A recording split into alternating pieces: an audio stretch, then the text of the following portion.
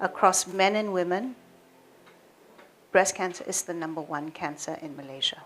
Cancer is the second most common cancer around the world, but in Malaysia, it is the most common cancer. When you talk about women, it is also the #1 cancer in women and makes up about 30% of all cancers of women. The numbers are rising. Breast cancer is rising in Malaysia because we are also changing our lifestyles and we're becoming into a developed status. So there is a huge urgency to do something now. Not wait until it gets worse, but to do something now. Not all cancers can be successfully treated. Breast cancer is one of them. So our survival rate is only about 50%. And that's just because we're not finding it early enough. So we can't blame treatment.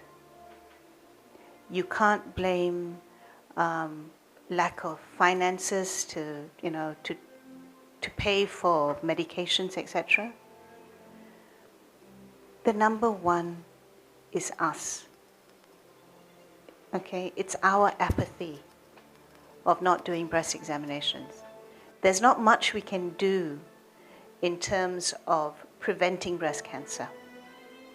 Breast cancer is one of those cancers where I would say, less than 10% of it can be prevented. But what we're sitting here and saying is that 90% of it can be found early if we do interventions, if we take interventions. And that's important because even though we can't prevent it, if you find it early, you can successfully treat breast cancer. Awareness is key. I will always say that ladies, be self-aware of your breast, familiarize with your breast as much as you familiarize with your face. Ladies, even if there's a single acne on your face, you will definitely know it, right? And early detection has been proven to enhance survival rate. Breast self-check is important, but mammogram is still necessary. Please do your own self-examination. We tend to have that female instinct in us, to tell us that something is not right. And it is our body. Who would know better than us? But I don't have any symptoms, you see. No discharge, nipples, just normal and all these things. So I thought, couldn't be. But then why my heart is telling that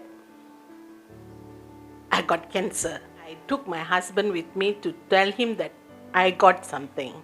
Then he was in tears and then he said, "No, Amma, we need you." And all. Having cancer doesn't mean the next thing what happen is, that the person will die. I got BBC before breast cancer and after breast cancer, ABC. Whoever out there got it, just go on with what you have to do next. I had my surgery on Valentine's Day. We all tend to love so many other things, but never about our life. So that Valentine's Day, 10 years ago, when I had that surgery, it was all about loving myself. So of course, going through chemo and radio, I took 6 months off from work. It's not easy. It's not as easy as I'm sitting here and smiling at all of you. It has its challenges. It's all about managing. You are able to go through this whole process is because you have the love and support from your family. That is so important. So support group is important. Sharing is important. By sharing, we recuperate. The more we share, the more we get over it ourselves. I commit myself to volunteer so that I can be sharing this with a lot of those who are newly diagnosed. Shokubutsu realized that shower time would be an ideal timing for all of us here and all the women out there. It's either you do it every month or every time that you take a shower. But the reality is, many of us do not take the effort to make this simple action as a routine. Shokubutsu encourages women to empower them to do self-examination during shower because early detection saves lives.